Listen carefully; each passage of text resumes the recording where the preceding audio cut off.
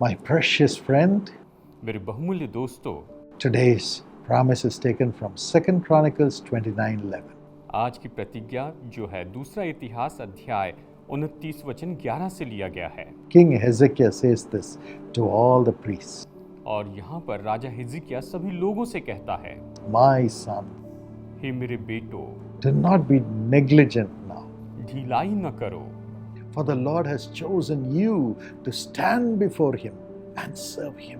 क्योंकि यहोवा ने अपने सम्मुख खड़े रहने और अपनी सेवा टहल करने के लिए तुम्हें चुना है। Yes, God has chosen you to serve him हाँ, परमेश्वर ने आपको चुन लिया है कि आप उसकी सेवा करें, and to stand before him always. कि हमेशा उसके सम्मुख खड़े रहें।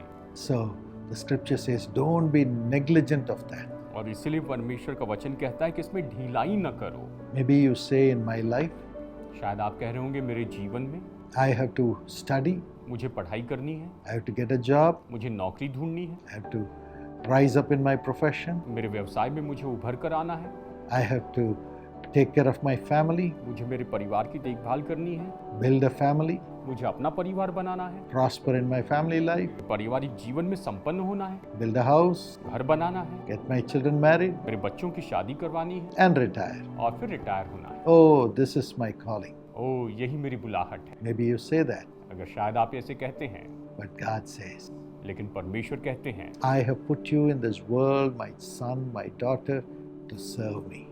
मैंने तुम्हें संसार में रखा है मेरे बेटे मेरी बेटी कि तुम मेरी सेवा करो। That is the base. और यही तो मुख्य बात है, That is the basic reason why you are in this world. और यही ये बुनियादी कारण है कि आप इस संसार में क्यों हैं। That's the basic reason why Jesus has appeared to you or revealed himself to you and made you his child. और यही तो वो बुनियादी कारण है कि यीशु ने आपको क्यों इस समय चुन लिया है और उसने अपनी संतान क्यों बनाया है। So don't be negligent of this calling. और इसलिए आप इस बुलाहट के बारे में अनदेखा मत कीजिए। Jeremiah 48:10 says, यिर्मयाह 48:10 कहता है, Cursed is any man who does the work of the Lord slothfully. श्रापित है वो हर एक व्यक्ति जो परमेश्वर का काम आलस्य से करता है, Negligently. उसके बारे में ढिलाई करता है। Remember, God has chosen you to stand before him and to serve him. याद रखिए कि परमेश्वर ने आपको चुन लिया है कि आप उसके सम्मुख खड़े रहें और उसकी सेवा टहल करें। You can be working or studying शायद आप काम कर रहे होंगे या आप पढ़ाई कर रहे हैं, till you can serve him. फिर भी आप उसकी सेवा कर सकते हैं। You need to serve him आपको उसकी सेवा करनी चाहिए so that you'll be blessed. ताकि आप आशीष पाए। How to serve him? उसकी सेवा कैसे करें? Romans 12 and verse 1 says, Romeo 12:1 कहता है, Offer your bodies as a living sacrifice, holy and acceptable to God. अपने शरीर को परमेश्वर के सामने जीवित बलिदान चढ़ाए, परमेश्वर के लिए बिल्कुल पवित्र और उसको भावता हुआ। Hezekiah is addressing the priests. और हिजकिय्याह यहाँ पर याजक से कहता है Serve the Lord offering incense. कि तुम परमेश्वर को धूप जलाते हुए परमेश्वर की सेवा करो। Serve the Lord by offering the sacrifices for the sins of the people to be forgiven. लोगों के पाप क्षमा हुए इसके लिए तुम बलिदान चढ़ाते, इसके द्वारा परमेश्वर की सेवा करो। Serve the Lord by offering thanksgiving offering. और धन्यवाद की भेंट चढ़ाकर तुम परमेश्वर की सेवा करो। But now the temple of Jerusalem is gone. लेकिन अब यरूशलेम का भवन तो चला गया था। God says, You are my temple, I am living in you. और परमेश्वर अभी कहते हैं कि तुम मेरे भवन हो, मैं तुम में वास करता हूँ। So he says, Sanctify yourself. तो वो कहते हैं तुम खुद को शुद्ध करो, Keep your body holy. अपने शरीर को पवित्र रखो, Keep your spirit holy. अपनी आत्मा को पवित्र रखो, Keep your life holy. अपने जीवन को पवित्र रखो Offer your body as a living sacrifice to me. और अपना शरीर मेरे लिए तुम जीवित बलिदान चढ़ाओ। That is serving me. और वही तो मेरी सेवा करना। Don't do it slothfully. इसे आप ढिलाई से मत कीजिए, Don't be negligent. आप इसे अनदेखा मत कीजिए, Do it righteously. इसे धार्मिकता से करें। Then I'll be with you and bless. और वो कहते तब मैं तुम्हारे साथ रहूंगा और तुम्हें आशीष दूंगा। Secondly, दूसरी बात, how to do the work of the Lord. परमेश्वर का काम कैसे करें।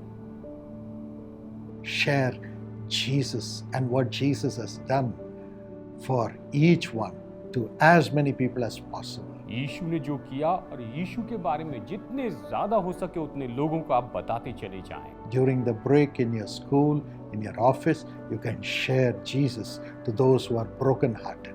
और अपने ऑफिस में या फिर स्कूल में जो ब्रेक होता है उसके बीच में आप टूटे दिल वालों को यीशु के बारे में बता सकते हैं। as you pray for them, जैसे आप उनके लिए प्रार्थना करते हैं, as they request you, जैसे वो आपसे विनती करते हैं, claiming the name of Jesus. यीशु के नाम का दावा करते हैं, Their sins will be forgiven by God. तो उनके पाप परमेश्वर क्षमा करेंगे They'll be free of sickness. और वो बीमारी से आजाद होंगे।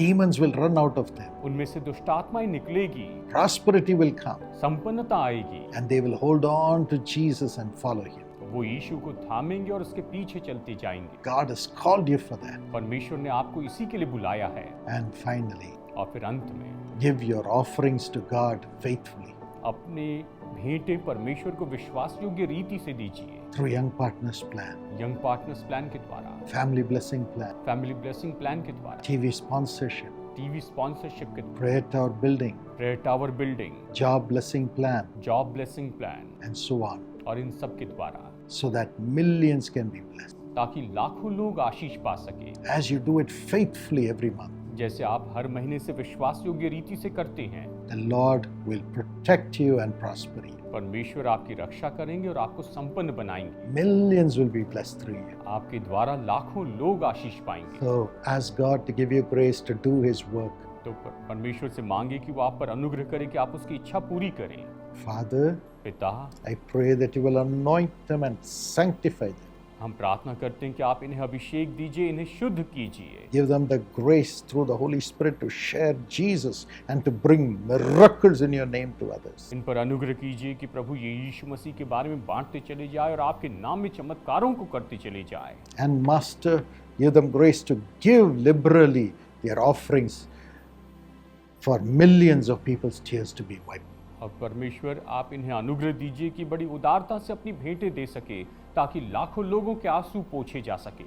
Help them to give so that people will not perish, but they will experience the love of Jesus through the ministry. देने के लिए इनकी मदद कीजिए ताकि लोग नाश न हो, लेकिन वो परमेश्वर प्रभु यीशु मसीह के प्रेम के द्वारा बचाए जाए। Thank you, Lord. धन्यवाद प्रभु। Heal their backsliding. इनके जो पीछे चले गए इनको चंगाई दे प्रभु। Anto, एंटो, Jesus talks to you. यीशु आपसे बात कर रहे हैं। You're not going to be lonely forever. आप हमेशा के लिए अकेले नहीं रहेंगे। God will build your life.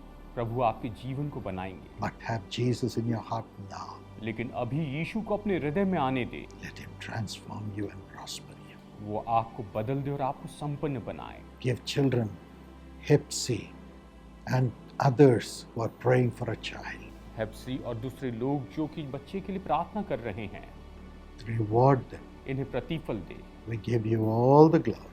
हम आपको सारी महिमा देते हैं In Jesus' name. यीशु के नाम में। Amen. आमीन। God bless you. प्रभु आपको आशीष दे।